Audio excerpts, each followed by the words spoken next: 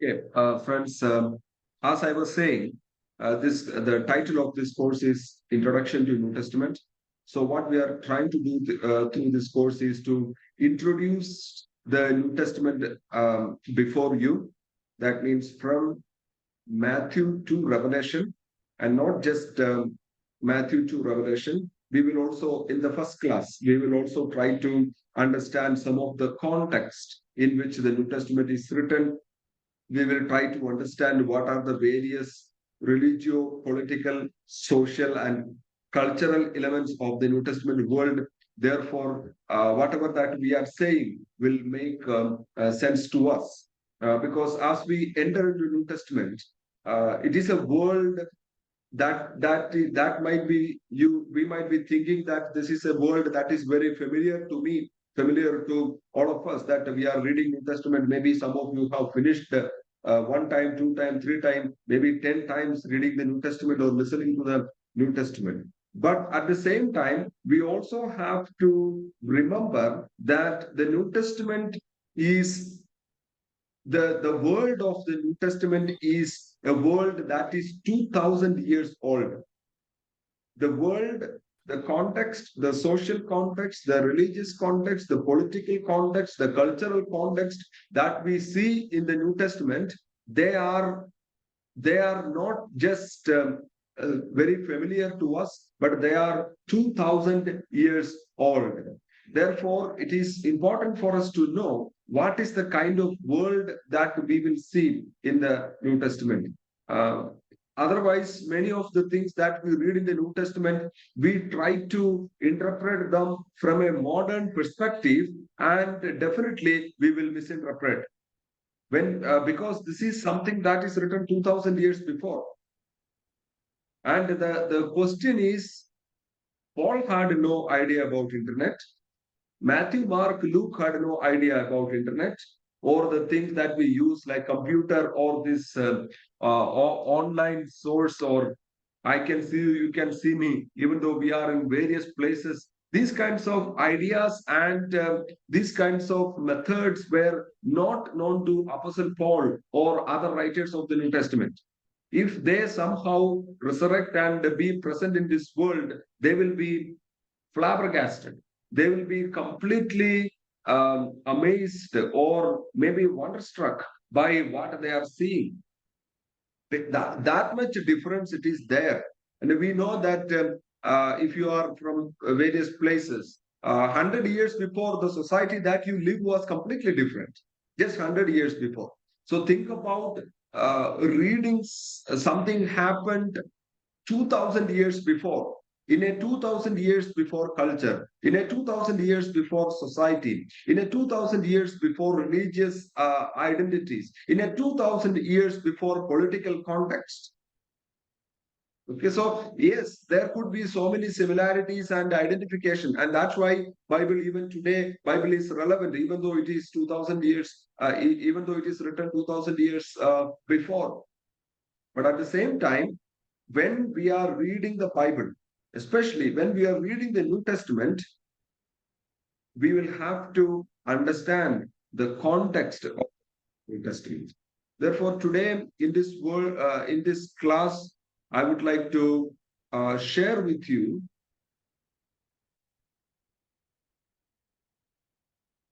I would like to share with you the screen.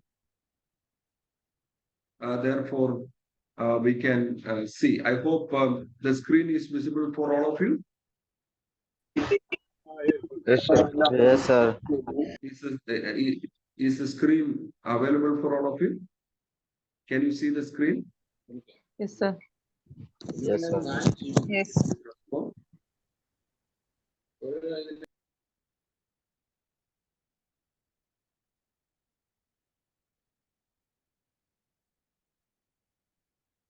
I am not hearing anything.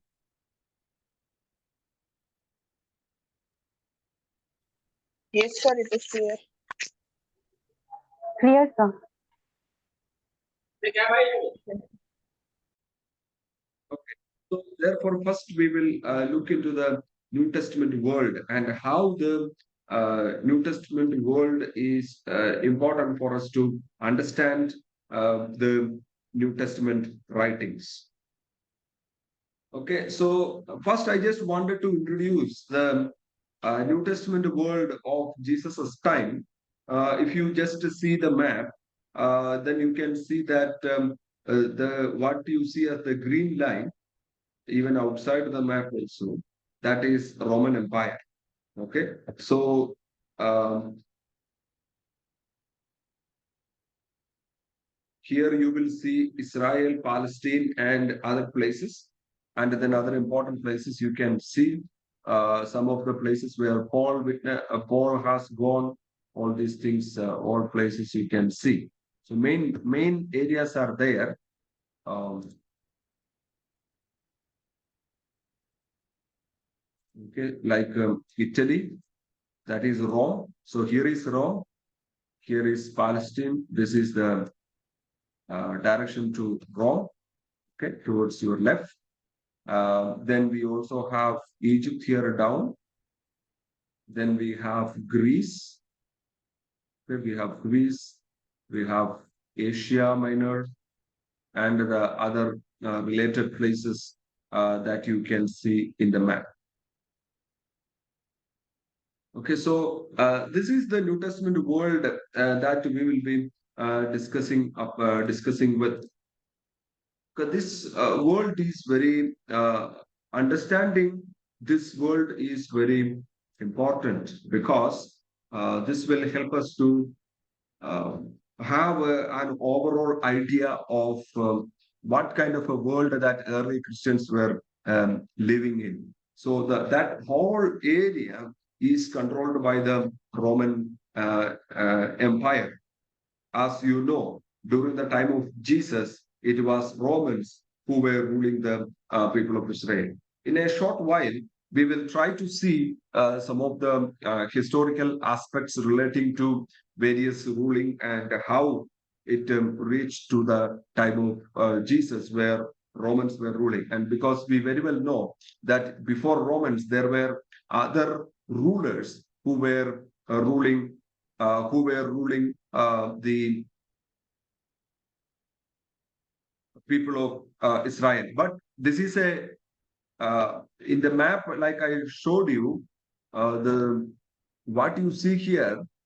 Israel is a very small place. Palestine is a very small place. Okay, comparing to the how the Roman Empire was and Palestine, but still Palestine became as it is today in our modern world. Palestine became a very important place in the history. It has an important place in the history. It used to have an important place in the history.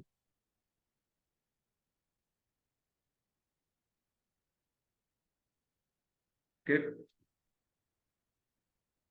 Okay. So when you come into the New Testament world, there are three different worlds in the New Testament. One is the Christian world, which we are familiar with. Another one is the Jewish world, which we are also familiar with. And then there is the Roman world. Sometimes we don't differentiate between these worlds. We just think automatically everything happened in a certain context. But we, as students of Bible, we have to know these three different worlds worked in three different ways, even though there is overlap is there. I'm not saying there is an area called Christian world, there is another area called Jewish world, there is another area called Roman world. There is nothing like that, but it is by dividing the New Testament world into Christian world, Jewish world, and the Roman world, it is very important for it is very easy for us to identify. It is very easy for us to identify what exactly was happening in that particular world. So every Christian who lived in a Christian world which has the Christian principle. They also lived in a overall Jewish world where they will also find the Jewish people who are with their own characteristics. Okay, and then there is the overarching Roman world, like we saw earlier. If you want to see in a which is how it can be understood, first comes the Roman world, then within the Roman world comes the Jewish world, and within the Jewish world comes the Christian world. And why do we say within the Jewish world comes the Christian world? Is because the Christianity, as it has its form in the first century, is considered as an offshoot of Judaism or Jewish religion. Okay, Christianity was not a kind of a separate religion as such, but it came out of the Jewish religion. It is an offshoot of the Judaism, and that's why in the earlier period of the Christian history, Romans did not consider Christians and the Jewish people as separate. Why? One of the major reasons was early Christians were Jewish converts. Okay, people who came from Jewish faith. So they generally followed all the Jewish customs and practices, even when they became Christians. So in the beginning, Romans did not make a difference between a Jew and a Christian, because most of the time they acted the same way. And that's why we say that is one of the reasons that we can say Christianity is not something so quite different in its earlier Christianity. Okay, I'm not talking about the current Christianity. The earlier Christianity was not so different from the Jewish religion. Many consider, therefore, Christianity as an offshoot of the Jewish world. Okay, so the New Testament world is comprised of the Roman world, the larger Roman world, the Jewish lesser world, and the Christian even within that. But at the same time, we can also see that there is an overlap of these three worlds in the New Testament writings. When we study this mixed culture or character of this mixed world, and Paul is a perfect example for us. He was a Jew, he was a Christian, he was a Roman citizen. So he had the character. Paul is a perfect example. He had that three worlds working in and through Paul, where Paul was part of all three worlds. Okay, Paul was part of all three worlds. And it was not just Paul, many of the Christians of the first century, especially, were part of these three worlds. Okay, and when you open the books of the New Testament, when you enter into Matthew, we are introduced a story that is already in progress. There is no new story here happening. It is a continuation of what was happening earlier. So which will take us way back to the time of David, where the people of Israel became a nation under David's rule. Okay, so under David, the people of Israel became a nation, and they became and they became um, a it was one of their best times. Okay, it was one of their best times under the rule of David, even though politically speaking, there was difficulty between various tribes, and David was trying to put together all these tribes, all the 12 tribes together, and he was trying to rule, but he was only partially successful. And after David, we know his son Solomon became the kingdom. And during the time of Solomon, the kingdom was fully comprised of all the 12 tribes. That means it became one nation, the nation that we can call as the Jewish nation. Okay, where there is all the 12 tribes, they came together and they said Solomon is their king, and it was also a good time of prosperity and importance as a nation. Political importance people had and Israel had, or the Jewish people had an influence on the other kingdoms, they were able to control certain aspects because many people respected Solomon. When you read First Kings, Second Kings, and all, this story is very much revealed to us, at least in the writings that we can see.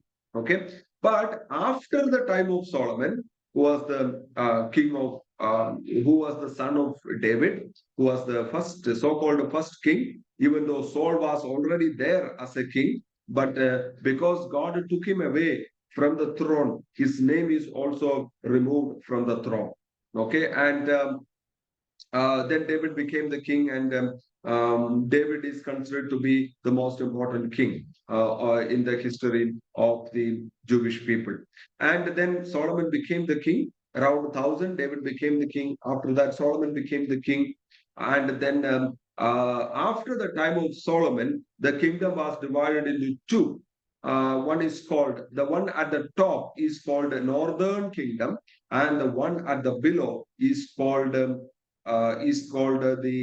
Southern Kingdom. Okay, so Northern Kingdom is the kingdom of Israel, which is comprised of 10 tribes, and their capital was Samaria. Okay, and their capital was Samaria. And then the Southern Kingdom was the kingdom of Judah, which has only 2 tribes, and their capital was Jerusalem. But we know Jerusalem is the most important city. Therefore, the people of the northern kingdom was always, in a way, we can say, jealous of the people of the southern kingdom, because Jerusalem city was there. And what was the high value of Jerusalem city? Jerusalem temple was there in Jerusalem city. And Jerusalem temple was the only temple that was allowed for the people of the Jewish people to worship their God, Yahweh, whom they considered as one and true living God. And that was one of the major problems the people of the Jewish people faced when they were divided into northern kingdom and southern kingdom. Especially, it was a big problem for the king of the northern kingdom. Okay, so why? Because people wanted to worship, and there was no place for them to worship. They cannot go to Judah because Judah became a separate nation, right? So they cannot go to Judah downside, which is where the Jerusalem temple is there. They could not go there and worship. So that is why the first king of the northern kingdom, Jeroboam came up with the solution that he established a temple in Dan and Bethel. This is a history that is available in First Kings and Second Kings. If you want to know this history, please do read First and Second Kings. Then that history will be you will be able to understand the history. So the first king of the northern kingdom of Israel thought, who is Jeroboam, he built one temple in Dan and another temple in Bethel. And both of this place is very important for Jacob tradition. Okay, Jacob is, that's why the people of northern kingdom always attach themselves with Jacob, not David. Okay, the people of Judah, that is the southern kingdom, always attach themselves with David, not anybody else. Okay, so northern kingdom king, the king of the northern kingdom faced this difficulty that the people needs to go and worship somewhere, and therefore he established 2 temples. It was actually idols. He established 2 idols there. The image of a calf, an idol of a calf in Dan and Bethel, he established there, and he said, "This is the God who has brought you out of Egypt." And he and the rest of the kings who followed him continued that pattern. And that's why when you read the kings, whether it is first king or second kings, the northern kingdom is always portrayed as an evil kingdom. Why? Because the idol worship was rampant in the northern kingdom.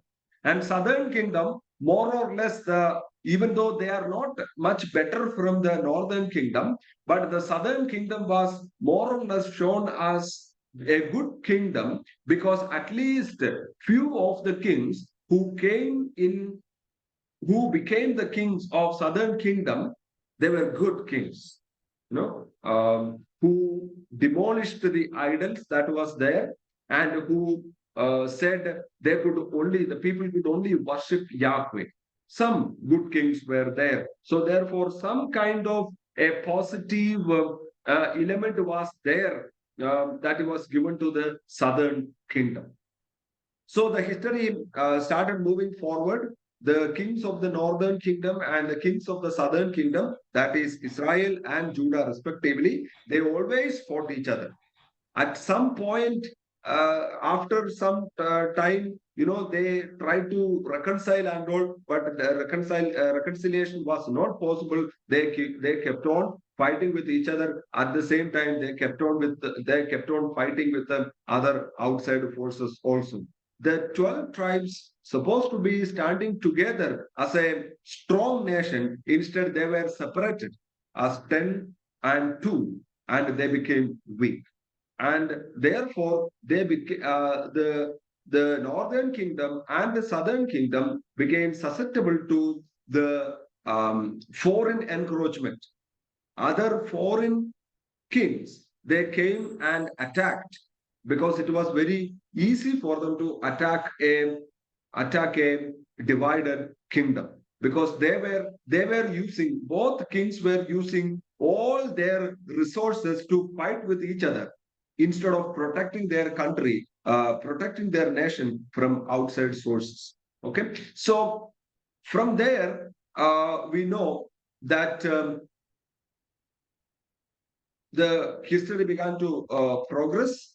The people began to grow apart, and they went away from the Lord, especially the northern kingdom. They went away from the Lord, and it is during this time many prophets, they came and prophesied, whether it is with prophets like Elijah, Elisha, and other major prophets and minor prophets whom you find in the Old Testament, whether it is Jeremiah, Isaiah, or Nahum, Micah, Habakkuk, Obadiah, all these prophets, they were coming and prophesying to northern kingdom and to southern kingdom, telling them that if they don't come back from their idol worship, if they don't come back from their adultery, that's a metaphorical language that is used to explain how the people of Israel, or how the Jewish people, they went behind other gods instead of Yahweh. So the prophetical writers will use the term adultery to explain this particular character.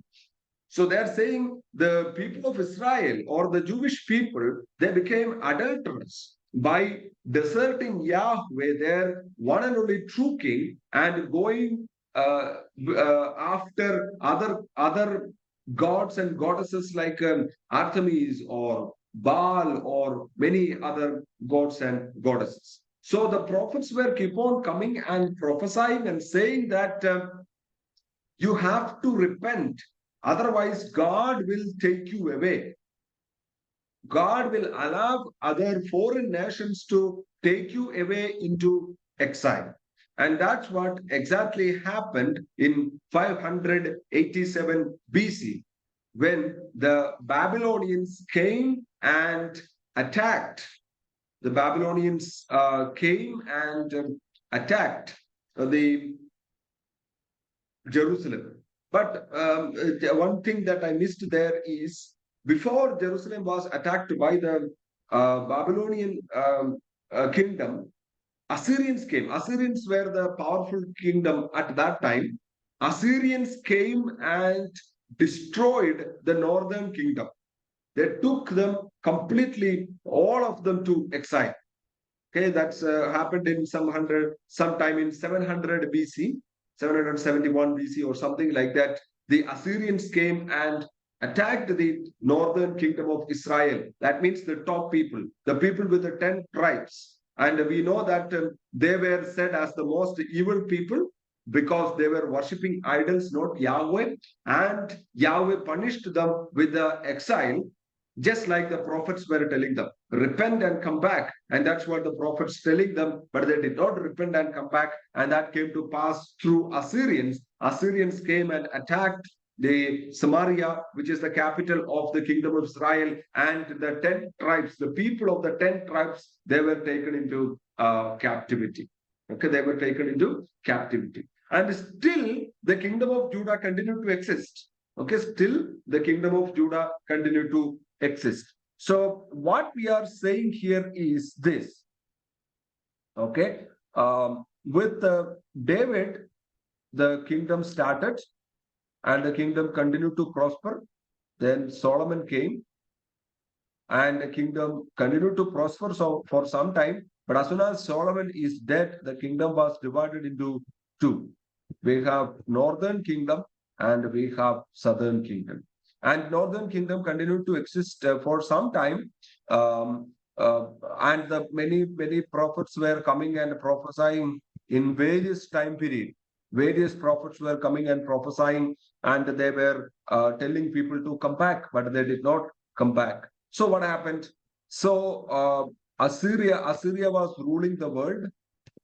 Okay, Assyrians were ruling the world, and they came and attacked the northern tribe in sometime in 771 BC, and then they were taken into captivity. They were spread across. Okay, so Assyrians took many able and noble people from the kingdom of Israel, and they placed many Assyrians in places like Samaria. And that's why later the remnant came back to Jerusalem. They blamed the Samaritan Jews. Some poor people, some other people were living there when the Assyrians was placed. But in order to survive, the Samaritans who were living there, or the Samaritan Jews who were good, pure Jews who were living there, they intermingled with the Assyrians who came, who migrated to that place. They got married, they had children. So an Assyrian and a Jew got married. They have a new kind of people group started originating in Samaria. And that's why later people, they called them impure Jews. Why? Because they intermingled with the Assyrians who migrated to this place after the time of exile. Okay, so the kingdom of Judah still continued to exist for another 150 years. Okay, they continued to exist for another 150 years. But they were also not so good, even though in between some places, some kings, they were, whether it is Asa or some other people, they will come and they are good kings. But that was not enough. They were also going away from God's path. And that's where in 587 BC, the Babylonians came and they conquered Jerusalem. The Babylonians came and they conquered Jerusalem, completely destroying the temple, and they have taken the population into exile. Okay, they have taken the population into exile. And then, so Assyrians were ruling, Assyrians got weak, Babylonians came into power. Babylonians also attacked the Judean Jews, okay, the Judean Jews, and then they were also taken into exile. But in the northern kingdom, the kingdom of Israel, many dynasties were there. Okay, 9 dynasties were there. Dynasty means one family, one man, his son becoming the king, and his son becoming the king. That is one dynasty. When another man from another tribe comes, that becomes another dynasty. Okay, so like that, 9 dynasties were there in the northern kingdom, the kingdom of Israel. But in the kingdom of Judah, which is the southern kingdom, there was only one dynasty, and that was the dynasty of David. Which means what? David was the king, David's son Solomon was the king. Solomon's son Jeroboam was the king. Jeroboam's son was the king, and then his son was the king, and then his son was the king, and it continued. Nobody else were there, and only those who were from the family of David became kings in the southern kingdom. Okay, and that's it continued to till the time of Jesus. So Joseph, who is coming from Davidic line, if it was the kingly rule, especially if it was Davidic dynasty was ruling, Joseph could have been a king. And that's why Joseph's son, Jesus, could have been a king. And when you read the genealogy of Matthew, this is what you get. But when you read the genealogy of Luke, Mary is also coming from the Davidic line. In that way, by blood, Jesus is related. Jesus is definitely from Joseph's line and also from Mary's line.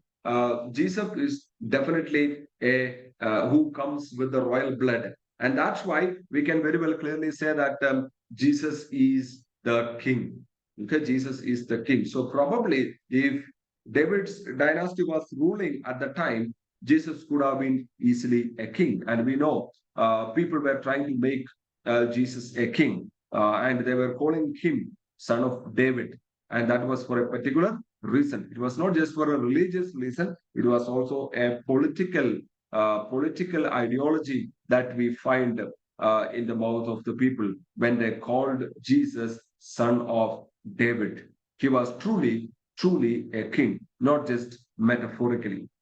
Okay, so in 587 BC, the Babylonians conquered Jerusalem and they destroyed the temple. They took everybody into captivity. So by that, the kingdom, the Jewish kingdom, completely demolished. There was no northern kingdom. 150 years before, Assyrians already destroyed the northern kingdom. Now the southern kingdom is also destroyed by the Babylonians. So there is no more Jewish kingdom. A Jewish nation is no more there. But then after that, after that, 50 years later, Babylonian power became weak.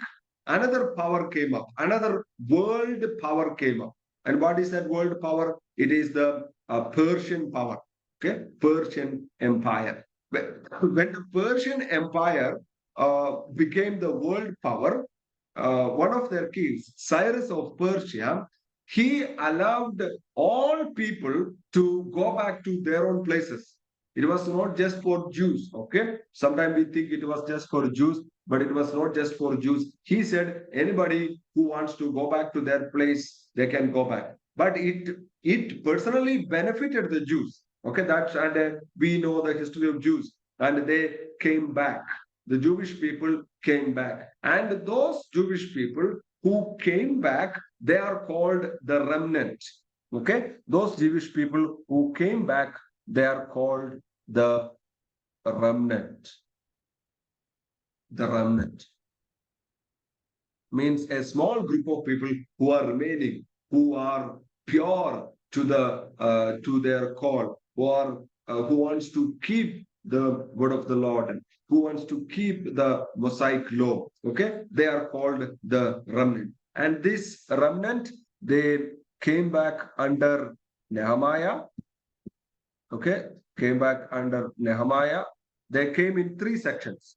Under Nehemiah, that is the first one, who rebuilt the walls of Jerusalem, and then Zerubbabel, who rebuilt the temple of Jerusalem, and then third, Ezra, who was a priest and a teacher, a rabbi, who taught the law of Moses. Okay, so under these 3 people's leadership, in 3 times, the people came back.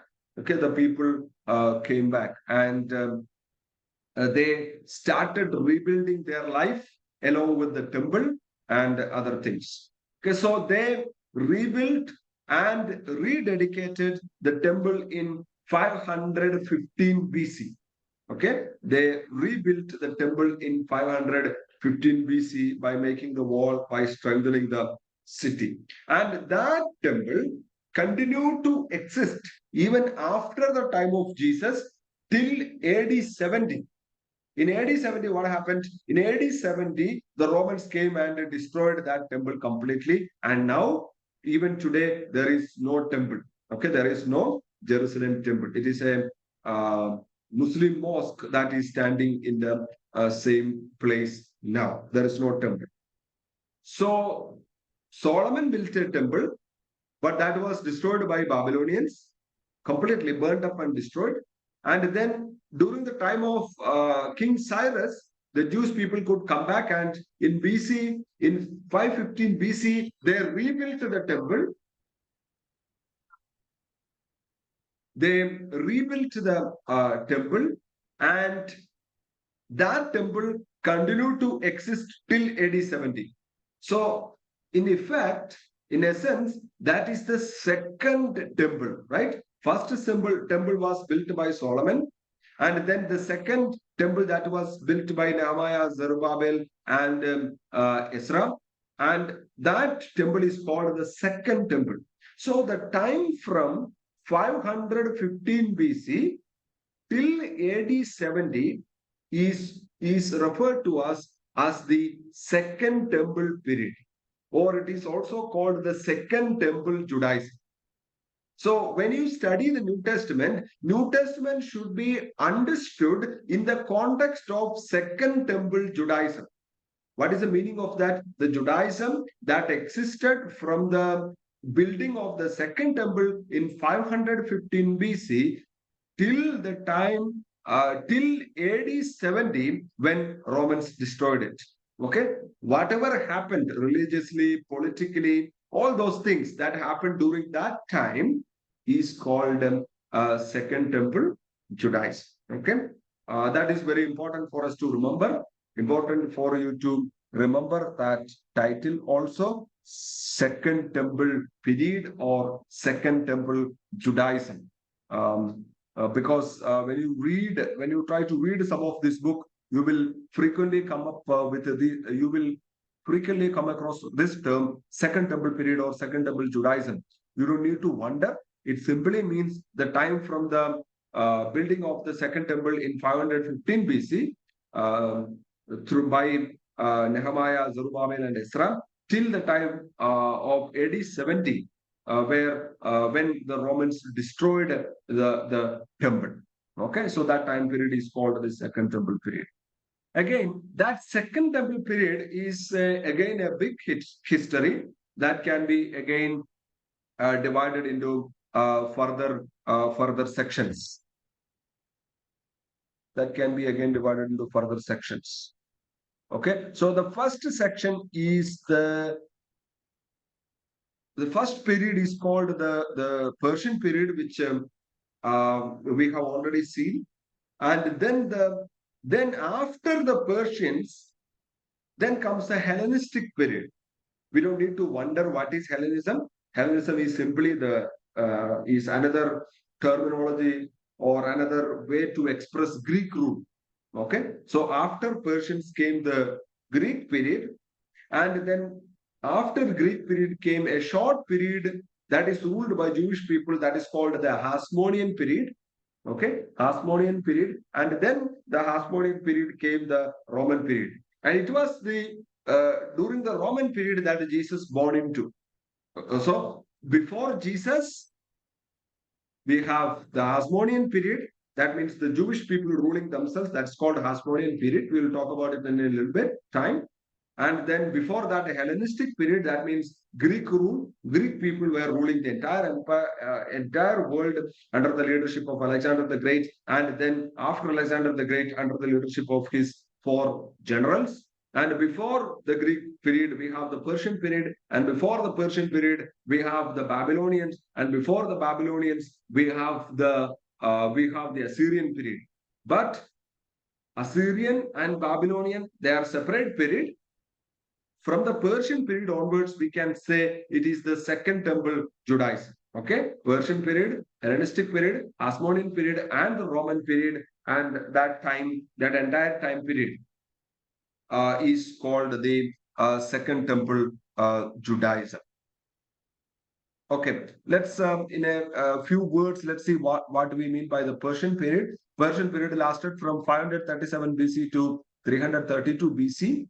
And throughout this period, in connection with the Jewish people, they fairly experienced a freedom. They had freedom, and it was the Jewish high priests. Okay, it was the high priests who were ruling the Jewish people from the minimal interference from the Persian kings. Okay, it was Persians who were ruling the entire Palestine, but at the same time, when they came back, the priests, the high priest started ruling the people of Israel, who is responsible to the Persian king. And during this period, synagogues became very important. It was not just the temple, because the temple was being built up, and till the time temple is being built up, people need other places of worship who are already there in Jerusalem. Okay, so the synagogues came into existence. Okay, so that is why Second Temple Judaism is very important. Why? In the Old Testament period, we don't see any synagogue or any other things like that. We don't see Pharisees, Sadducees, Essenes, and all in the Old Testament period. These Pharisees, Sadducees, Essenes, the period of synagogues, worshipping in synagogues, all these things happened during the Second Temple Judaism from 515 BC to AD 70 time period. Okay, so synagogues became very important during that time. They became significant sites for teaching and worship. And the Jewish people focused more on faithfulness to Torah. Okay, the first 5 books of the Bible, Genesis, Exodus, Leviticus, Numbers, and Deuteronomy, which are said to be written by Moses. So the writings of Moses became very important during this time period. And that's why Ezra and all, they look back to the law, the Torah. Okay, the law. They look back to the Torah, and they learned from the Torah, and they taught people the Torah. So people listened to what these scribes are teaching them, and they learned. So Torah became very important during the Persian period. And after the Persian period came the Hellenistic period, which is from 332 BC to 167 BC. Again, BCE and BC are the same thing. BC means before Christ. BCE means a little secular term, that is a secularized version of BC, okay, BCE, which means before Common Era. Okay, BCE means before Common Era. And why do we say the difference? Why don't we, in the current literature, we don't see the term BC? Is because people want to be more secularistic. Because in BC there is Christ, and when you use history, even non-Christians are they also have to use the same term BC, where they don't want to say the name of Christ, where they don't want to say the name of Christ. So some secular historians, they come up with a new term, that is BCE, that is before Common Era. Okay, and the equivalent term for AD in that way is Common Era. Okay, AD means Anno Dino, which means in the year of our Lord and Savior Jesus Christ. But they changed, the secularists changed that into CE, that means Common Era. So we have now BCE and CE. But as theologians, you can still continue to use AD and BD, even though many universities and colleges don't, they will not support that in because dialogue and inclusion and all those things are there. You should include other people also. But we can definitely continue to use BD and sorry, not BD, BC and AD. Okay, BC and AD. Okay, so after the Persian period came the Hellenistic period, which lasted from 332 BC to 167 BC. And we know Hellenistic period is known as Hellenistic period. Why don't we call it a Greek period? Is because in Greek language, Greek is called Hellas. Okay, Greek is called Hellas. And from that comes Hellenism. From Hellas comes Hellenism. Okay, Greek is the English term for Greek. The Greek term for Greek is not Greek, but Hellas. Therefore, the term Hellenism, which means the period of Greeks, the period of Greeks. We know that it is Alexander the Great who began this great conquest where he traveled all around the world and he conquered. He was not just traveling, but he conquered wherever he went. So during that time, Palestine also came under the Greek control. But Alexander was dead very soon due to some sicknesses. Otherwise, he almost reached up to India, even crossed some part to India. We don't know if Alexander was not, if Alexander did not get sick, and if he were able to take control of India, then maybe our culture would have been completely different because we would have been Hellenized. Okay, Hellenistic cultures, Hellenistic type of buildings. Instead of Westernization, we might have been Hellenized and continue to be influenced by that philosophy and other aspects of the Hellenistic world. Fortunately or unfortunately, Alexander could not take control of India. He had to go back because he fell ill, and then soon he was dead. And after Alexander's death, his vast empire was divided among his four generals. Okay, his four generals were there, and his kingdom was divided among those generals. And two of them are very important for us, the Ptolemies and the Seleucids. There are two other people also, but not very important for the New Testament world because they don't have influence in the New Testament world. But the Ptolemies and the Seleucids, they had influence in the New Testament world because first the Ptolemy and his dynasty, okay, Ptolemy and his dynasty centering on Egypt, they started ruling and first they took control of Palestine. They took control of Palestine. Still Greek, okay? Ptolemies are not different people. They are Greek generals who were generals of Alexander the Great. They also want to propagate Greek culture, Greek philosophy, Greek custom, Greek language, Greek societal rules, everything, just like Alexander the Great. And that's one of the important things with Alexander the Great. Alexander the Great was not just about conquering the land, but he was also about conquering the mind of the people. Therefore, wherever Alexander the Great went, he also propagated his culture, the Greek culture, Greek language, Greek custom, Greek philosophy, Greek dressing style, gymnasiums, and a Greek architect. He introduced everything into the land that he went, even though he did not force people in a very strong way, but by building everything, by making everything look like Greek. Okay, by making everything look like Greek, he was actually, in a way, inadvertently forcing people to follow the Greek culture. And the Greek culture was a great influence in the New Testament world. Okay, and that's why we have the New Testament books, the 27 books of the New Testament, all of them are written in Greek language. Why? Because that time, even though Romans were ruling, still Greek culture and Greek language and philosophy was so influential that common people even spoke Greek language. Okay, common people even spoke Greek language. Okay, so after the death of Alexander the Great, Ptolemies got the control of Palestine. They were controlling Palestine from Egypt. Egypt was their center, like a capital city. And then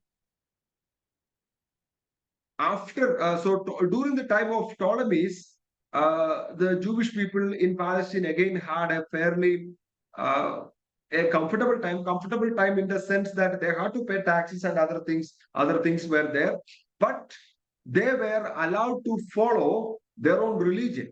That's true during the time of Persian rule, and it is also true during the time of Greek rule, and it is also true during the time of Roman rule. These rulers, they are very excellent and high caliber people, they did not force their mystery religions upon the people, especially upon the Jewish people. Because they know when you touch the religion, it disturbs the mind of the people, and they can even have a mutiny, or they can even have a battle against the Roman rule, and it becomes very difficult for the Romans or the foreign rule to um, control people with such a rigorous religious attitude. And therefore, fairly, the Jewish people, along with the other religious people, they were given a certain amount of freedom to practice their own religion, which was continued during the time of Ptolemies also. Even though a lot of Greek influences and the Greek propagation is happening, at the same time, cutthroat business was not there, which means what? You don't put sword on the neck of the people and ask them to follow Greek religion or speak Greek language. If you want to, we highly recommend it. They highly recommended Greek language, Greek culture, Greek custom, Greek philosophy, everything, but they did not force anybody, including the Jewish people. So the Jewish people fairly enjoyed a good time at that period. And after the Ptolemies ruled for 150 years maybe, and after that the Seleucids came into power. The Seleucids came into power. They came to power in 198, and they ruled till 167 BCE. Till 167 BCE, they ruled. And the Ptolemies were centering on Egypt.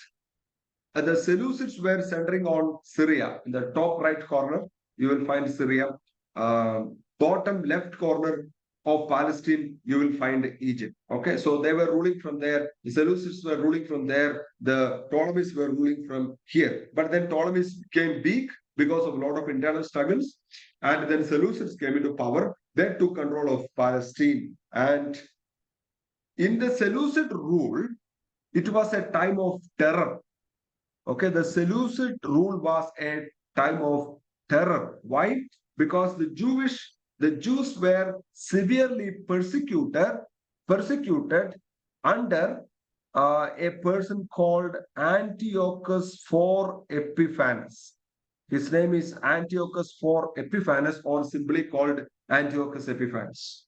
Okay, and he was a real persecutor. He did not like the Jewish people, and he was with the high or with the strong motto that somehow everybody should become Greek, or everybody should follow Greek culture.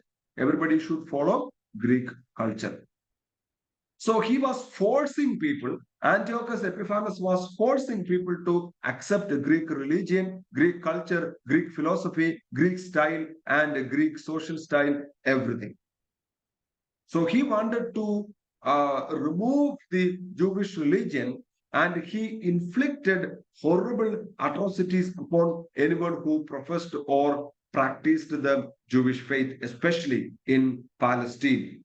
So he was a horrible person, and that's why in the history, some people, the ancient historians, used to call Antiochus Epiphanes as Antiochus Epimanes.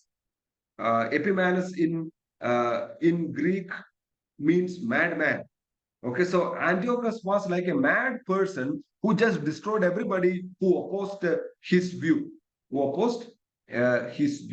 and then he desecrated the Jerusalem temple. What did he do? He took pig and sacrificed it on the Jerusalem, the temple's altar. And we know pig is an unholy animal for the Jewish people. He erected idols of Greek gods in the Jerusalem temple, and he did so much heinous things, and people were so irritated and so they were so suffering under the rule of Antiochus Epiphanes, who was also a Greek ruler who is from the Seleucid dynasty. Okay, so it is in this context of great persecution that the Jewish people have gone through, the Hasmonean period becomes a reality. Why the Hasmonean period? Hasmonean period is different from the Persian rule, the Babylonian, the Assyrian rule, the Babylonian rule, the Persian rule, the Greek rule, and also the Roman rule. Why? All these rulers and kingdoms, they were Gentiles or they were pagans ruling the people of Israel, the Jewish people. But during the time of Hasmonean period, the Hasmoneans actually were Jews. They, the Hasmonean, because of the great struggle they experienced, they fought against, they conducted guerrilla wars against Antiochus Epiphanes, and Antiochus Epiphanes had to go away from Palestine. It's not that they defeated Antiochus Epiphanes because he was a great ruler, but it became so difficult for Antiochus Epiphanes to stay in Palestine because the Hasmoneans were conducting the guerrilla wars. Okay, Hasmoneans may not be a familiar name for you, but this will be a familiar name, Maccabees. Okay, so Jewish rebels nicknamed Maccabees, whose translation is hammer. Okay, Maccabee means hammer. They led a revolt against Antiochus Epiphanes and they won independence. So John Maccabee and his brothers, they fought against the Antiochus Epiphanes and they got independence. It's not that they defeated Antiochus Epiphanes, he just withdrew from Palestine. And Palestine once again became under the or came into the control of Jewish people after a long time. So the temple was, we know the temple was defiled by Antiochus Epiphanes, but they rededicated that temple. Okay, so they rededicated that temple, and that celebration is called the Festival of Hanukkah. The rededication of temple by the Maccabee brothers is called Hanukkah. And when you read the Synoptic Gospels and also John's Gospel, you will find that Jesus is going and celebrating Hanukkah.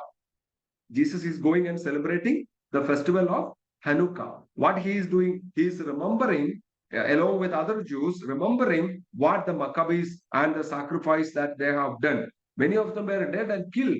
Okay, they were killed, but still they held on to it, and therefore they got victory, and they started and they created their own dynasty. The John Maccabees started ruling the people of Israel, and their grandfather's name was Hasmonean, so they took that as their dynasty's name. That's what we call them, not Maccabee dynasty, but we call them Hasmonean dynasty because they took that name from their grandfather. Okay, and the Jewish different sections of Jewish society or Jewish people began to emerge at the time of Hasmonean period, like Pharisees, Sadducees. They emerged at the time of the Hasmonean rule. Why? Because temple was there, temple-related activities there were there. So Sadducees came up, Pharisees came up because to teach the law, scribes were there from part of that, and so many different groups that originated at this particular point of time in the history. Okay. Okay, so Hasmoneans were different rulers. They were the Jewish people ruling Jewish people. Okay, and after the Hasmoneans, or while the Hasmoneans were ruling, Romans slowly came into power, and they became a world empire. And how they took control of Palestine is very interesting, is because they did not really do any war there. There was no big war. What Romans simply did was what British people did in India. They simply came to India, they approached one king, and they said, if you stand with us, I will help you, we will help you to defeat another king. So what happened during the Hasmonean, towards the last time of Hasmonean period, is that the Hasmoneans, they began to fight with each other. And when they fought with each other, which replicated what happened during the time of Solomon. After the time of Solomon, they started fighting with each other. And the kingdom was divided. In the same way, the Hasmonean, because they did not take history lesson, because they did not understand what happened to them when they fought with each other, other people came and destroyed them. Same way, Romans swept in and they approached one of the Hasmoneans. I think it is John Hyrcanus. They came and approached John Hyrcanus and said, "We will support you to defeat the other person." So John Hyrcanus, in order to sustain his power, sided with the Romans. So Romans said, "We will help you, but you have to obey whatever we say." In that way, Romans took control of the Palestine. So the civil war, the war between the Hasmoneans, left or gave opportunities to the growing Roman Empire to take control of Palestine. So without much of a struggle, in 63 BC, the Romans came and took control of Palestine, and that will remain under the Palestine. Then will remain under the control of Romans for the many centuries afterwards also. So Jesus was born into this kind of a world, and that's where we will discuss about the people of Palestine at the time of Jesus. Okay, so now Romans are ruling Palestine, but it is still the chief priest who is in control. Okay, chief priest could had a limited control of his own people. He could rule his own people as a king. Romans controlled them from Rome. We saw where is Rome, right? Rome is there in the earlier map. You remember we saw Rome, and this is Israel. Rome is here. Okay, so Romans controlled Israel from there here. They did not. They didn't have anybody directly coming. But during the time of Jesus, a lot of struggles were happening in this particular time. Therefore, Rome sent one of their prefect, and that is Pontius Pilate, to come to Jerusalem, come to Palestine and live there and take control of what is happening in Palestine. Okay, so we're talking about the people of Palestine at the time of Jesus. During the time of Jesus, Palestine was a diverse population, which means what? Many people were living. It is not just Jewish people. Okay, now there are Assyrians, Babylonians, Persians, Romans, Greeks. So many different kinds of groups of people are living there in Palestine. It was a diverse population, but majority of them were Jewish people. And again, during the time of when this remnant came, that time, during the time of Zerubbabel and Nehemiah and Ezra, when the remnant came, what gradually they did was they started attacking other places, and they actually forcefully converted. Okay, the later people, they forcefully converted many of the local people into Jewish religion.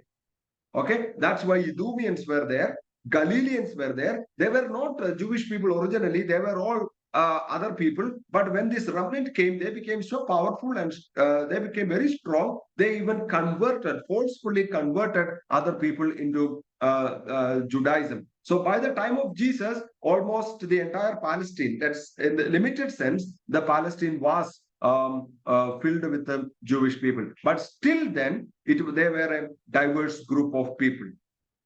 And again, when we talk about the Jewish people, they themselves are diverse in nature. Sometimes we think that the Jewish people are one single group. No, they are not one single group. Sometimes we think there are other religious people, they are only one group. No, there are so many other groups which we sometimes we don't know. Some people will blame Christianity, saying that you have a lot of groups. Why do you have a lot of groups? In Hinduism there is groups. In Islam there is group. In Buddhism there is group. In almost all the major world religions, they all have varieties of groups within them. So in the same way, even Jewish people, they themselves were not unified. They had various groups within them, which we call as sect or sections, Jewish sects. Okay, so we know about the Pharisees, Sadducees, Essenes, and other few group of people. They are called the Jewish sect. So even though these Jewish sect, they were different. They had their own differences. For example, one example that we learned from the New Testament itself is that Pharisees believed in resurrection, but Sadducees did not believe in resurrection. But they are Jewish people. So even though there are differences, okay, even though there are differences, in the basic level, they believed in the same thing. For example, they believed that there was only one God. Others are not gods at all. They simply believed that there is only one God. And they also believed that God chose them, the people of Israel, the Jewish people, to be an elect and a holy people, distinct from all other peoples or nations of earth. And they also believed that God had made a covenant with them and God had given them the Torah through Moses. Okay, and then they are supposed to they also understood that they are supposed to live in ways that set them apart from those who were not God's people. They have to live separately, and that's why they practiced the circumcision, they kept the Sabbath, they observed dietary restrictions, and they committed themselves to certain standards of morality. Example, the Ten Commandments. The Ten Commandments are not simply commandments, they are also actually contains moral elements or ethical elements. Okay, so they have their own principles to live upon, they have their own practices. These are called rituals. These are called rituals. Okay, so when you come to Paul's letters, when Paul argues against law, he is not simply arguing against the Torah, but he is simply arguing against the ritualistic elements of Judaism. He's saying that Christians doesn't need to take baptism. Sorry, Christians doesn't need to take circumcision. Christians doesn't need to follow Sabbath. Christians are not limited with any dietary restrictions. Means food, what food you should eat, what food you should not eat. Paul says we don't need to follow all these things. It's not that he is not against the law as per, but he is simply against the practices the Jewish people had, and he is against them. He is speaking against them. But our common understanding is that Paul was against law as such. No, he's not against law as such, because he reiterates what the law is telling. In fact, out of the 10 commandments, 9 things are repeated in the New Testament that every one of us have to follow, whether we are Jews or Christians or Gentiles or whoever we are. If we want to be Christians, we need to follow 10 out of 9 out of 10 things. And which is that one thing that we don't need to follow? Celebrating Sabbath. Sabbath is the only thing that is not given to us a commandment. All other things are given to us a commandment. We only have one God. Okay, we only worship one God. We should not covet other people's things. Jesus even saying that we should even love our enemies. So all other commandments that is given by Moses to the Jewish people are repeated in the New Testament, except Sabbath. Okay, so when Paul talks about against law, he is not simply talking about against the 10 commandments or the Torah in its totality, but he was simply talking about the ritualistic elements. He's simply saying that we don't need to follow the ritualistic element of the Judaism to be saved, but we can be saved by faith. We can be saved by faith. We might be able to. We will be. I think we will be able to discuss a little bit more about that in the coming classes when we discuss about Pauline letters. Okay, so these basic ideas that we have seen here, these basic ideas are followed by all the Jewish people. Okay, whether whatever sect that you are, it doesn't matter. But all of them had all these regulations that we see here. Okay, but beyond this basic, the Jewish people during the time of Jesus were radically diverse. and not everyone in Palestine was Jewish. Again, when you read Matthew, when you read Luke, when you read John, there were other people other than Jewish people. Okay, and then within the Jewish people itself, there were different communities, and that's what we are going to see next quickly. We have Pharisees, and um, Pharisees were portrayed in the Gospels as opponents of Jesus. They are portrayed as narrow-minded legalists. Okay, they are called hypocrites who don't follow their own teaching. And when you study Pharisees, the Pharisees emphasized faithfulness to Torah. They regularly studied scripture and they were very obedient to what the scripture said, at least literally. And they also had something called the tradition of the elders. If you see Matthew 15:2, you will come across with that. It was actually an oral tradition. Oral tradition means what? There is no written document, but it is simply practiced by way of mouth. And this was considered very authoritative, and later they were known as Mishnah. Okay, it became part of Talmudic writings. It's Mishnah. And they interpreted with the conviction that all of God's people should live with utmost sanctity, holiness. They emphasized holiness. They urged lay people, normal people, to follow the same purity regulation in their dietary, in their daily lives that were expected of priests serving in the temple. They were saying the priest of the temple and the lay people, normal people, everybody has the same standard. Everybody has to follow the same thing. Because the Pharisees were with the idea that every house was a temple. They believed that every house was a temple like Jerusalem temple. Every table in the house was an altar, just like the altar in the Jerusalem temple. And every male in the house was a priest, just like the Jerusalem temple had a priest. Because of that basic idea, they urged everybody to live with that utmost sanctity and follow the purity regulations. Okay, follow the purity regulations in their daily lives. But it was very difficult for the normal people to follow it. And when you study the life of Apostle Paul, the Apostle Paul was raised a Pharisee, okay, and continued to regard himself as a Pharisee even after he became a missionary for Jesus Christ. He still called himself a Pharisee in many of his letters. Okay, after Pharisees comes another very important structure of the Jewish society, that is the Sadducees. Sadducees were the most powerful Jewish group. Okay, Sadducees were the most powerful Jewish group because they were the people who controlled Jerusalem.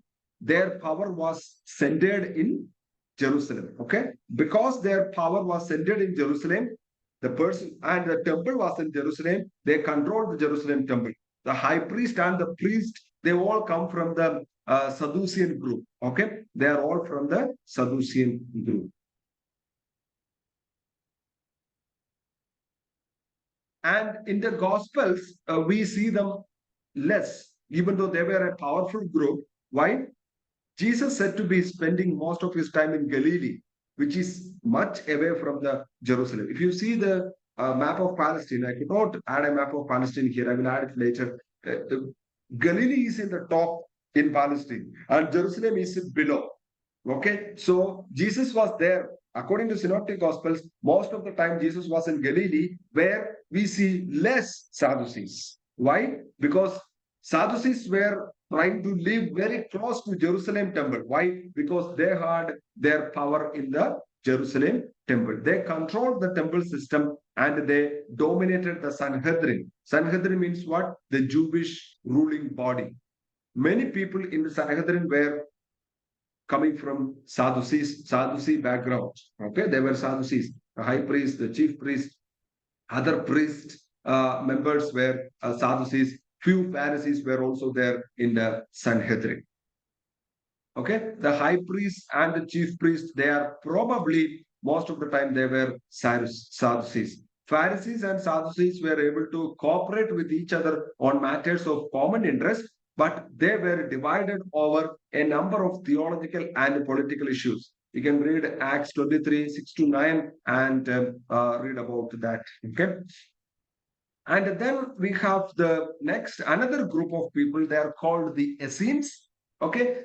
Essenes are ascetic separatists who lived in private communities. That means what? They did not live in the main society. They went away to caves and wilderness and they lived there as a small community. Okay. They were a very closed community. They are also connected to Qumran, which is a very important place for, or it's a name of a place. It's very important place for New Testament student. Okay, we will come later on come to know what is the importance. Yeah, but for now, remember the name Qumran, and they preserved the Qumran community.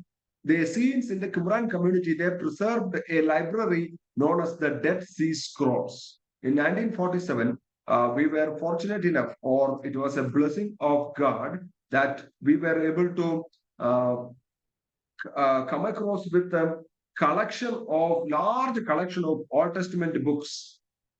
Okay, which were the largest collection of Old Testament books and commentaries, which were produced by the ascetic community, the Essene community. Okay, and they kept it, they saved it, and we were able to get hold of that document. And when you study the Essenes, they advocated strict dietary laws, which means eating. They advocated strict dietary laws and other rigorous paths to holiness, including a commitment to celibacy. They also practiced the ritual baths or baptism, sacred meals similar to the Christian sacraments of baptism and Eucharist. Only probably, Christian baptism and Eucharist is relating to the Essene community model, even though they are all established by Jesus Christ, but still at the same time they were not simply new to the community. It was already there. Okay, baptism was already practiced. A Eucharistical form of eating food, a sacred meal, was already practiced in the Essene community. The Essene community also had messianic beliefs and apocalyptic ideas about imminent judgment and divine deliverance. Messianic belief, they were believing that for apocalyptic means what? They thought they are living at the end of times, that God is going to directly intervene in history and that judgment will come upon the people and there will be divine deliverance to the remnant which are there. They are the remnant. They will be delivered by God directly coming and dealing in the history, judging the people, destroying everybody else, but only saving the remnant.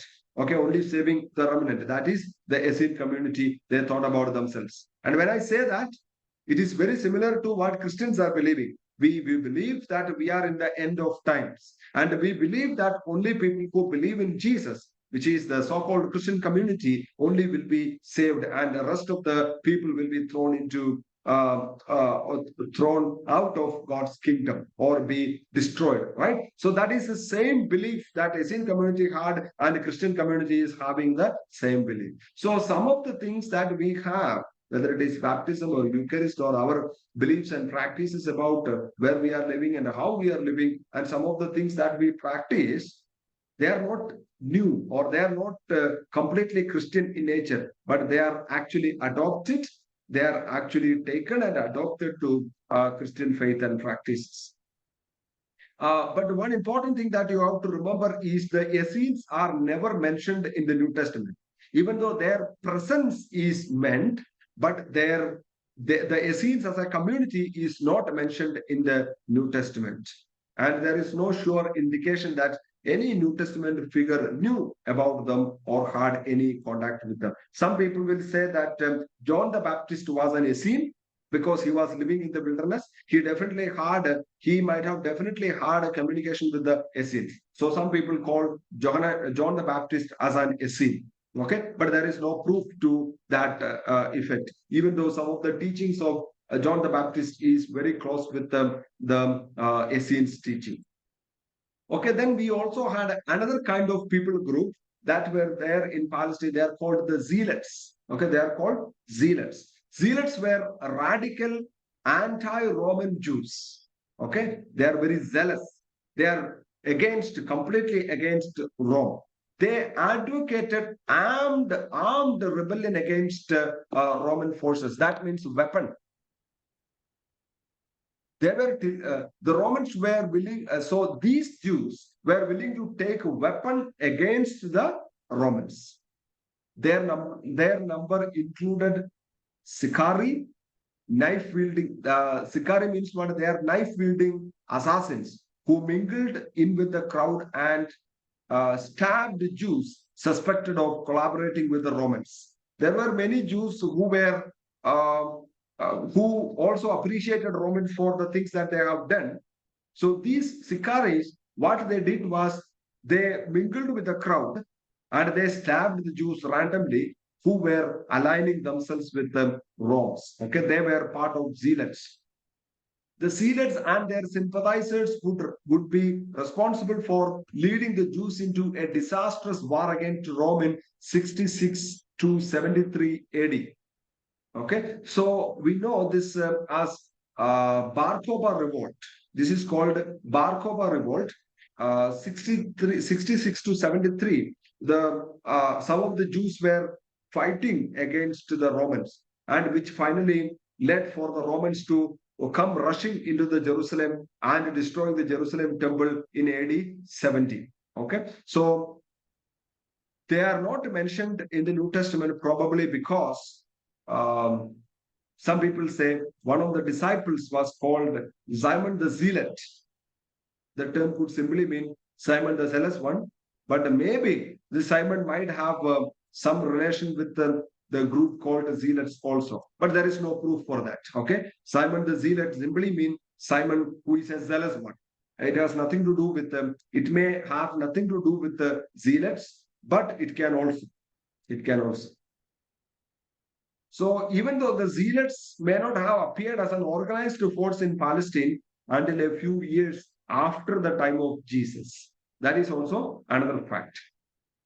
And then another group of people that you find in the among the Jewish people of the first century is Herodians.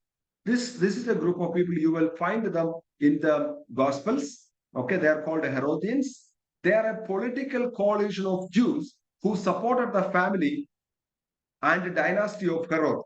These are the people who supported Herod and his rule, which included many Roman leaders who ruled various areas of Palestine at various times. In New Testament, they are mentioned as collaborating with the Pharisees to trip Jesus up politically to establish grounds for having him banished or destroyed. The Herodians combined with the Pharisees, they were trying to destroy Jesus. So, differing from Pharisees, Sadducees, and Essenes, even Essenes, Herodians are a political group. Why? Because they are very much related to Herod and his dynasty. Okay, they are very much related to Herod and his dynasty. And then we also have a people group called the Samaritans, and we know they are a people group who lived in Samaria and Galilee. They claimed that they are the true Israel, who are the descendants of lost tribes taken into Assyrian captivity in 722 BC. Earlier, I think I saw at 717 or something, but it is in 772 BC that Assyrians took the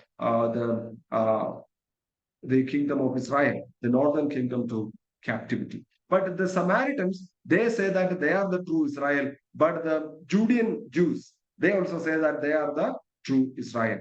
For Samaritans, Mount Gerizim is an important place, but this is a counterpart of the temple in Jerusalem. They have built their own temple in Mount Gerizim, which is the counterpart of the temple in Jerusalem. They did not accept any scripture, but only the Pentateuch. But they had their own version of the Pentateuch.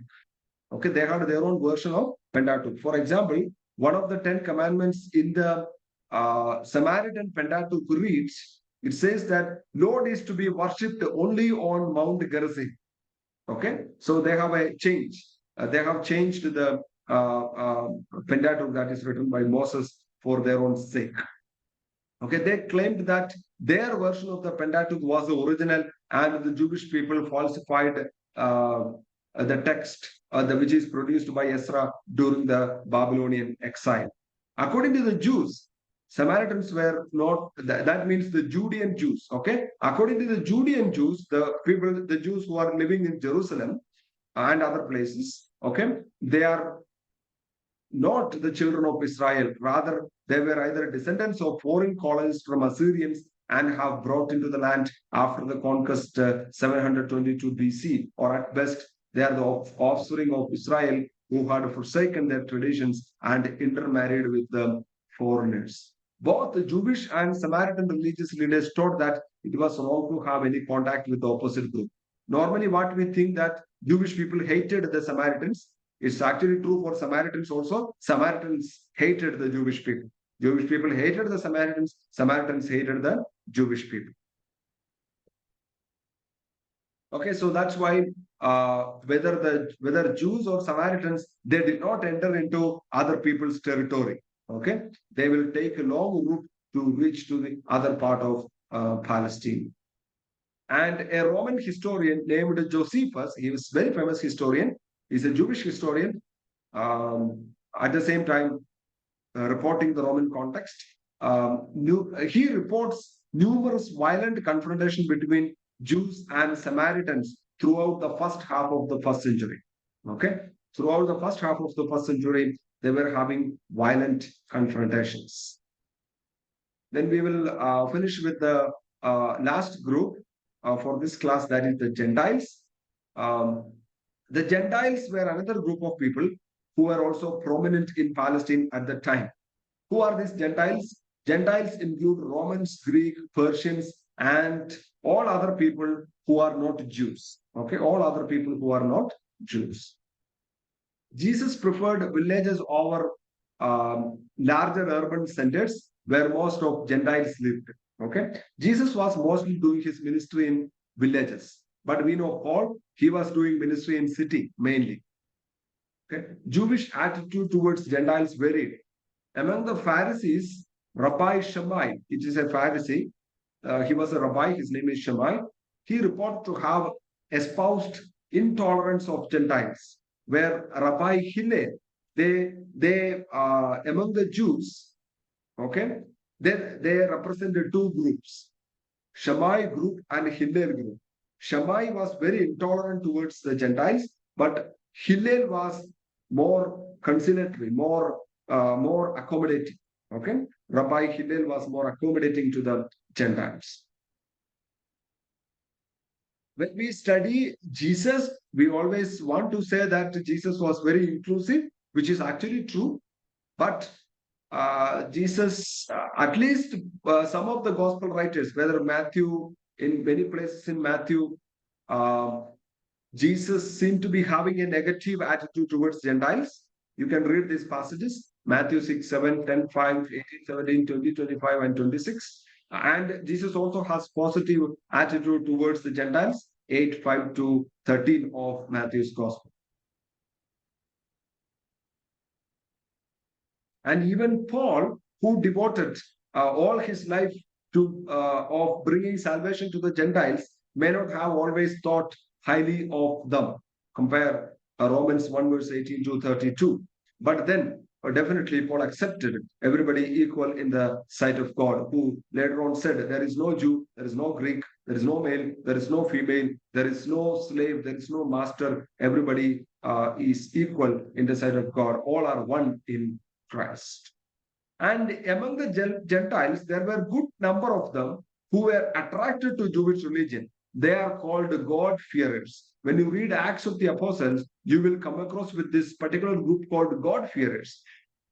God-fearers means they are half converts. Half converts means they embrace Jewish theology, they worship Jewish God, they embrace Jewish morality, but they did not follow ritual purity. They did not follow the ritual purity of the Jewish people, okay? Which they thought, the God-fearers thought the ritual purity was only for Jewish people. They are different. They don't have, their God did not tell them to follow all these rituals. So the God-fearers were allowed to attend synagogues, but they were not circumcised. Okay, they were not circumcised. Eventually, when we read Acts chapter 10, verse 1 and 2, we know that it was God-fearers among the Gentiles who were the prime candidates for conversion to Christianity. It was not just any Gentile who converted to Christianity, but it is the God-fearers who actually converted to Christianity. Why? Because they don't need to, when they join Christianity, they don't need to circumcise. They don't need to follow any purity laws or practice any dietary regulations. They could simply become Christians, and they could be very attached with Jewish people, because earlier Christians were identified as Jewish people. So when the God-fearers became Christians, they got that direct access, which they did not get in the Jewish religion. Okay, it is like yeah. So that is something that we will so far discuss. Okay. So in our class, we were discussing about the New Testament world, and we saw the New Testament world, and how this New Testament world is influential, that it is necessary for us to understand. Sheesh, Dr. Sal asked.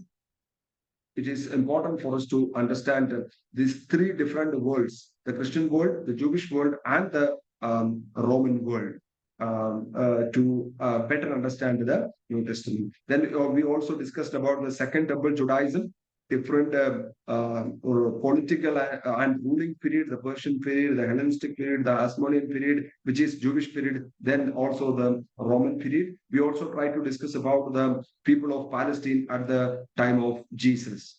Then we talked about a different people group: Pharisees, Sadducees, Essenes, Zealots, and Herodians and Samaritans, and also the Gentiles. Okay, rest some more things are there that we will discuss in the next class. And I hope that this class was beneficial for all of you. That it was beneficial for all of us. I hope you will watch these videos again, which will be available in the Google Classroom very soon. I hope this will be a blessing for you. And any doubt or anything that you have, please do ask me. No, now you can text me. My number is there in the group. You can text me, you can ask me. I'll be able to clarify those doubts. And thank you very much. And God bless you all. Good night. Have a great night. Thank you, sir. Good night.